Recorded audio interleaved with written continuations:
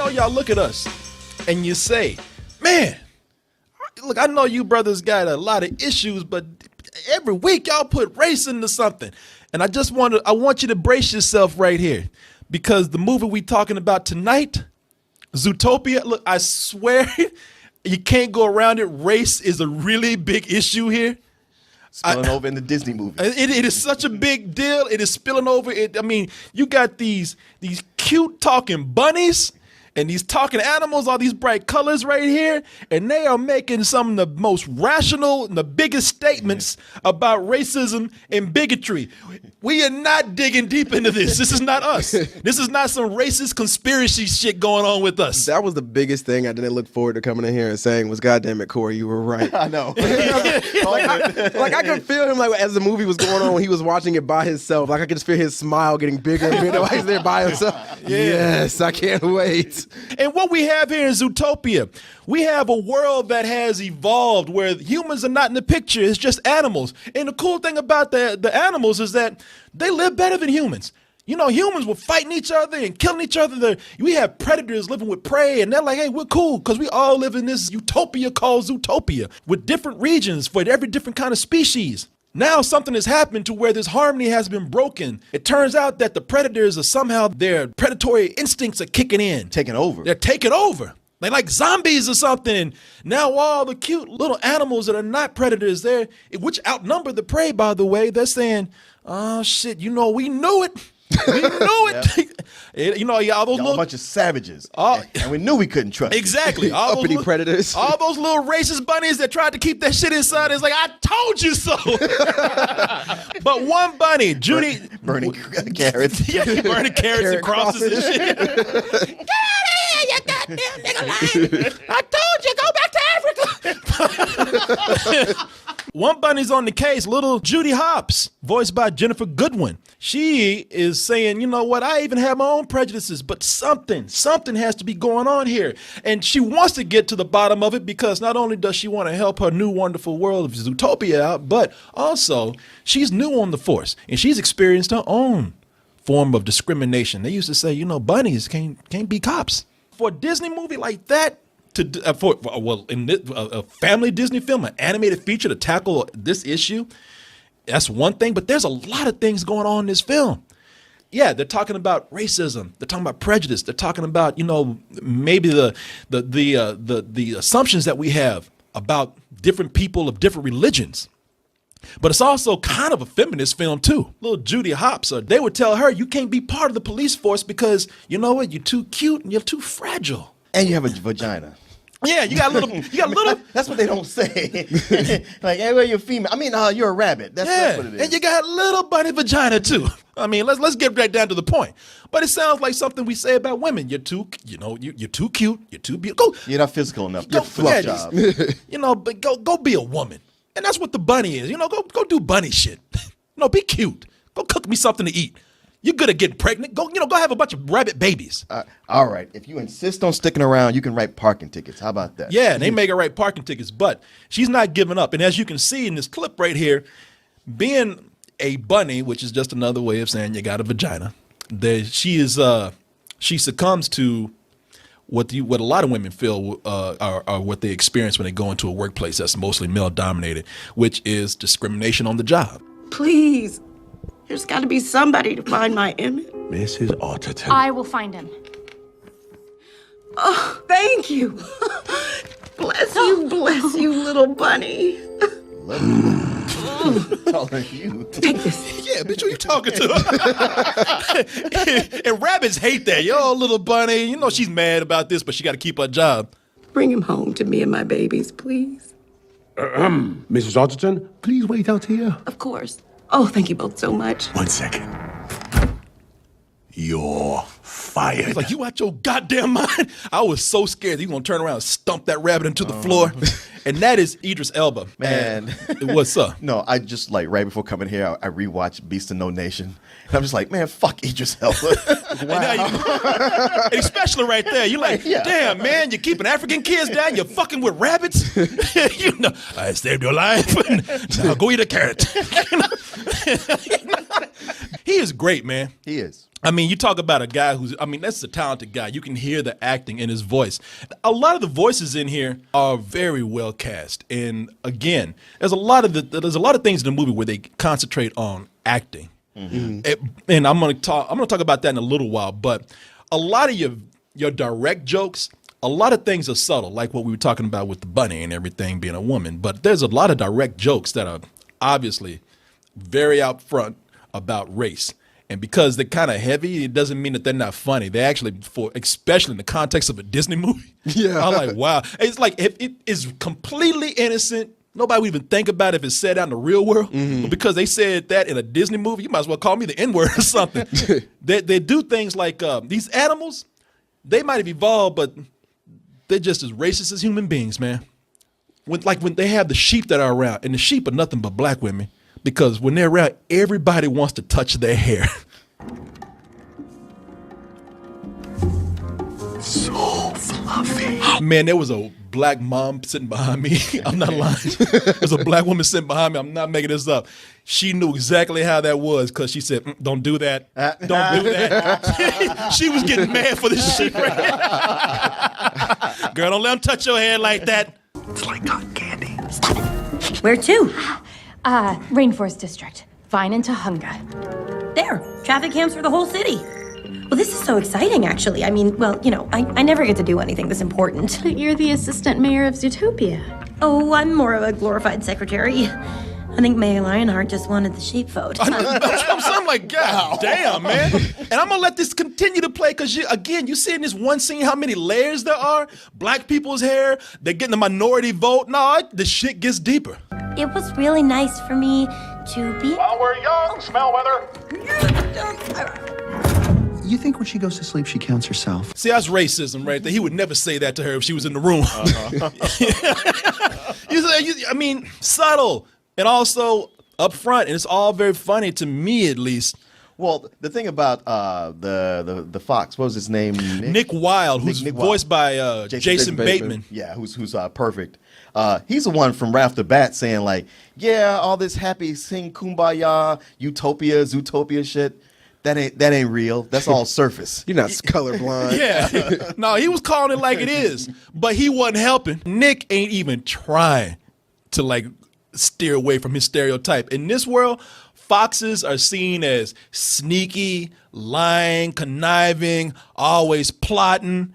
You know, they're like the black people of that world. Yeah, man, but it was easy to read in between the lines with Nick. Like, he came there probably with big hopes and dreams about what it was going to be and saw what it really was and got disillusioned. It was like, fuck it, you're going to see me as a fox, I'll be your fox. Yeah, man, he's a realist. No, you don't make... I took it personally. If you're gonna be the black person of that world, bro, you got to respect for all of us, man. You know, why's he got to be black?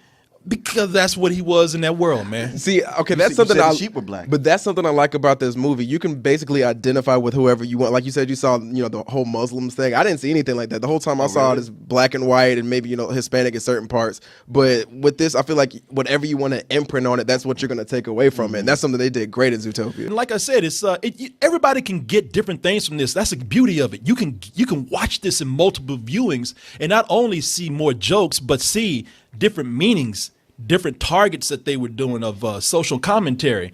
But that goddamn Nick, I like the character. The character's a great character. It's a wonderfully designed character. But brother, you keeping us all down if you can't represent, man. I mean, every fucking thing he did, he was just sneaky about it. And he even brought other people down with him. What did you do that made Mr. Big so mad at you? I may have sold him a very expensive wool rug that was made from the fur of a skunk. But Oh, sweet cheese and oh, sweet Jesus. She's like, can't you just stop being a stereotype for once? now you bringing me to this shit right here. You take all that away. You strip all that away, you still have an incredibly imaginative visual movie. The character designs, as I told you, they have so much appeal. These characters are designed so well. They have animators, and I always say this is important, they have animators who are great actors. They're not falling into the trap of doing this thing where it's very stagey animation to the point of overacting. They're just acting. And I'm amazed at some of the little just small facial Tics ticks and and whatnot that they got with some of these characters. I mean, they either they have some very great animators who are actors deep down inside, or they looked at performers do this and they mimic their performances. So, hey, Mark, like, oh yeah, I agree, bro. Indubitably. No, but that was actually something I'm glad you brought up, because I remember like watching this the whole time. I'm thinking, wow, like the rabbit especially, she's emoting like crazy. So when she's excited, you feel excited for her. When she was going into the city, what you're seeing right here for the first time, I got excited to go into the city. Everything is vibrant and new, and you're like, wow, I'm experiencing this world through her eyes. And because she emotes so well, you actually feel like you're a part of that journey with her. They really did do a great job at making you connect with these characters too. Yeah. I connected with several characters on some level. You know, I walked out almost dumbfounded by how good this movie was. I thought it was going to be okay. I was like, this would be funny, but I was like, God damn, Disney. Dude, like talking about it now is getting my heart racing again. I'm like, I remember her. Like, I can't wait to watch it again. I really want to go see this shit again because there's so many great things in here. When I was talking about this movie is also a police procedural. When you watch it, you know, they're trying to solve this mystery of why these predators are going crazy. And so you get a lot of tropes in here that anywhere else they would be, all right, you know what, that's even as a joke, that's funny. And they have one part in here, like we see car chases and foot chases all the time, but they have one in here, it's on my list of one of the greatest foot chases of all time in a movie, because you have the bunny rabbit, what's her name, Judy, where she's so used to being small, and she's chasing this perp, and she goes into this city of mice. And she's so used to being small, now she's like, God damn, I'm Godzilla. I'm going to kill somebody if I'm not careful. Oh. Hey, stop right there. Have a donut, copper. Ah! Oh my God, did you see those leopard print jeggings? Man, I laughed so hard at that part. That poor little Jewish mouse was about to die, and I was laughing my ass off. Even a little kid looked at me like, what the fuck is wrong with you? But this is, man, I'm like you, man. I get so excited talking about this. Martin, let me let you in on some of this good stuff. I'm going to say something negative that you're not going to like. You know what? Maybe I will, because I do have some negative things. Go ahead. As good as this movie is, I found that through most of the first half of it, while I love everything they did, like you look at it, you go like, wow, they really thought this world out. Like none of it is haphazard or half thought. They spent some time, you know, just being architects of it. I found that while I watched it and I constantly chuckled, I never really had a big laugh in it. Well, and that's your problem, brother. I laughed so hard. So many times. I'm just telling you, like there was no solid joke that made me really laugh out loud. Go like, oh, I'm gonna remember that. But I chuckled constantly. It wasn't like a. I was like, it kept going. I was just hoping. There was a point when I was almost at the point of like, yeah, I guess it's just never gonna hit this level here for me. It wasn't until they get to, I guess, the first of the big plot twist, like to show like what this is really all about, where I was like, oh shit. Okay, that changes everything. Did you say it just like that? Oh shit. In my mind, I did. I know better than talking out in the theater. But I was kind of like, all right, now we got something going here. When they get to that spa, the one where Tommy Chong is, and they're all doing yoga, and there's a lot of scenes that's like, the big joke is like, this animal is gonna put its taint right in your face. And they kind of did that several times. I was like, all right, guys, come on, move it along. They have like a big hippopotamus spread its vagina right in your face, but they don't actually show it. It's just as smooth as a Ken doll. Is that why, Mark, do you hear what you just said? I don't want to see it, but don't put it out there if you're not going to show it. Martin just said that his problem with the movie is that he didn't get to see elephant vagina. What kind of pervert are you, man? But I think that's something that did good though, because for children it's innocent and obviously not seeing animal genitals, and for adults we know what's there, so we're laughing because she's going through this torturous scene. But I don't even like the hint that like, hey, check out this elephant's ass crack. Your imagination is took over too hard. It's not my imagination. Look, this right there. There's no crack. I know, but there should be. And that's weird.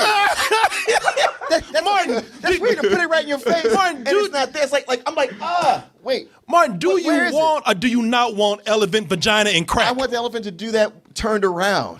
So you can imagine the vagina right there. No, you nasty I fuck. don't have to imagine. If they were turned around, there wouldn't be any point to the joke because she'd just be staring at the top of her head. No. The head would be underneath the body. You let that block your entertainment of Hey, the man, movie. of all negative things, that's the smallest I could think of. Yeah, no, it distracted me in a way where I was still stuck on that after it moved on to the Okay, next when I scene. had my complaint, I didn't want to hear yours. I thought my shit was nitpicking because I got one. I feel so good about it now. Martin act like somebody came in front of the theater and flashed everybody and ran out. Because I was like, you didn't have to do that and linger on it so long and then go to a giraffe that's licking itself. Man, you act like you went to go see a porn film. You're like, man, I didn't see no elephant That's pussy, what it man. turned into. It's like, oh, this is a nudist colony. And like, here you go. Brother.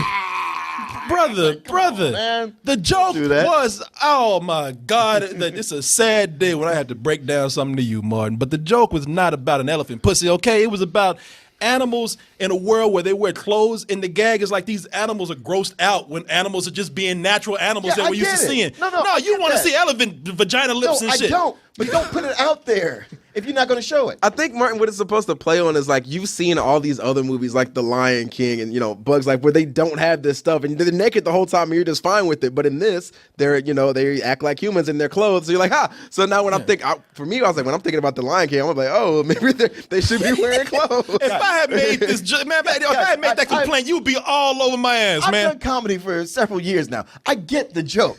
I just don't get why you feel like you got to put this right in my face, but then not have it there. You act like you at an elephant strip club and you can't see like a fully new elephant strip club. Like, well, I didn't see no vagina when I went in there. Well, Corey, let me ask you this: in the theater you were in, when they were showing this moment, were there more gasps or laughs during this? There were laughs, and I think the theater we were in, it was constant laughter. Sure. And Mark was the only one with his dollar held out. Appalled. Waiting, man, waiting for an elephant pussy on his face. I mean, here's the thing, Martin. Let me help you out, brother.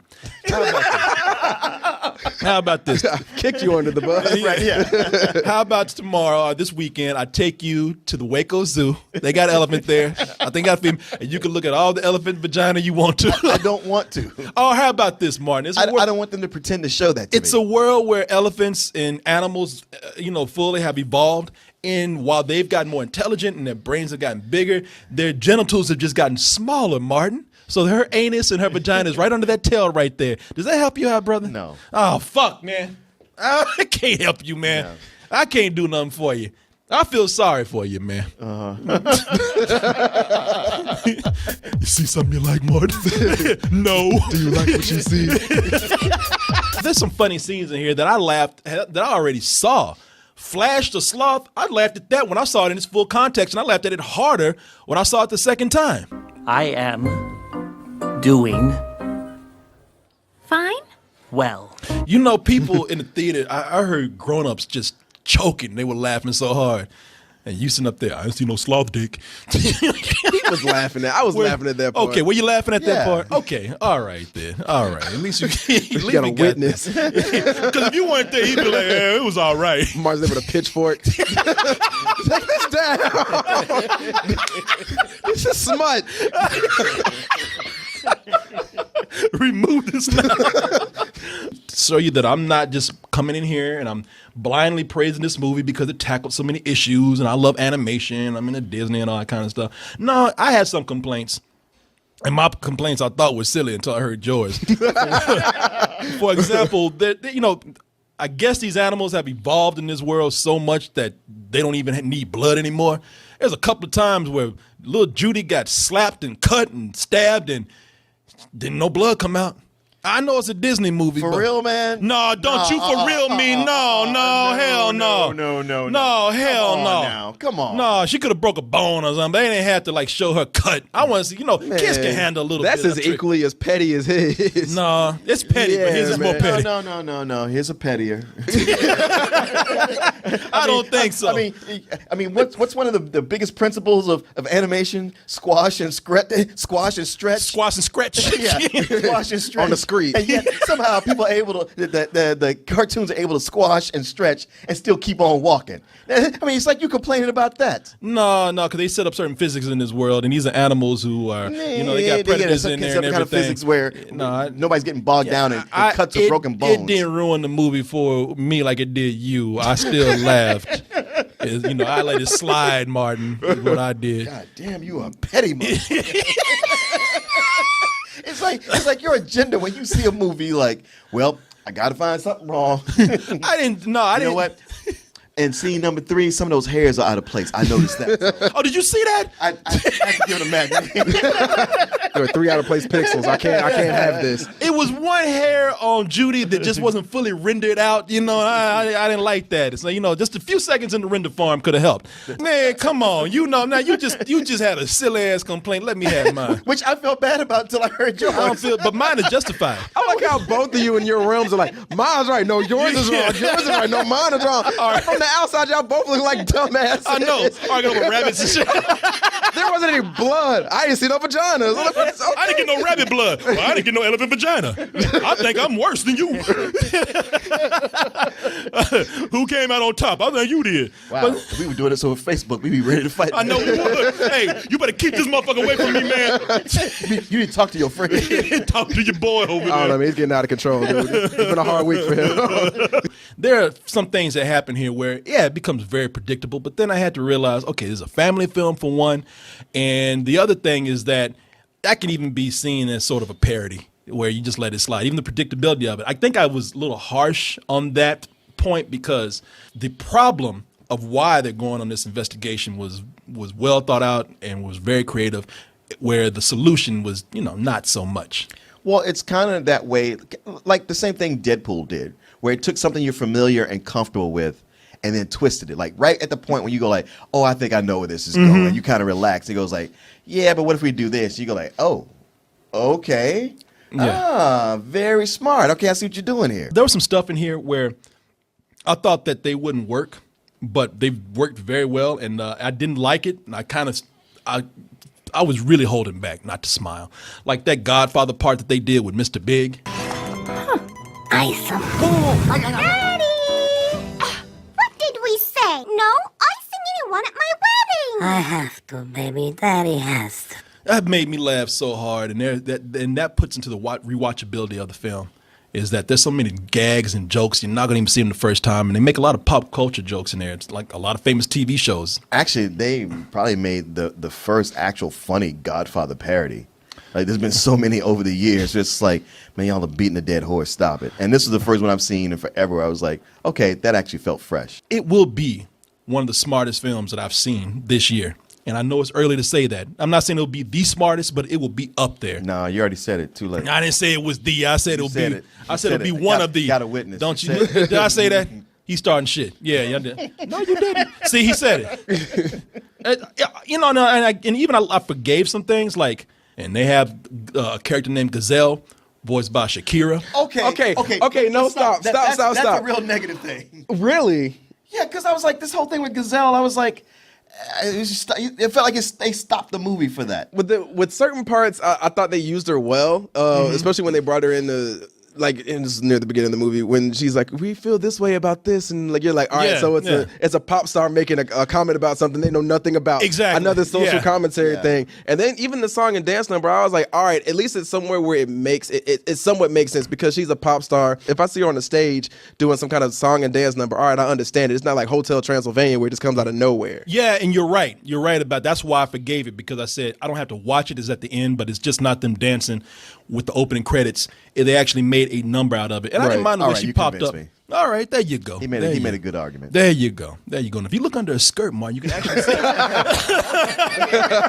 I almost came close to giving this a better than sex, but it's like I said, there are just some small things in there that really didn't do it. It just didn't feel like a completely perfect film to me because of the predictability of that police procedural. I mean, this is not doing a whole lot of things different from its main narrative, but as a kids movie that's making a statement about something that a lot of adult films don't get right, because this movie, it makes these statements without having to be, it didn't have to be shocking, it didn't have to offend anybody, and it didn't have to be very heavy-handed except for the constant message of believe in yourself. And that is why I'm giving this a very extremely high full price, one of my absolute favorite movies of this year, and better than a lot of the movies I saw last year.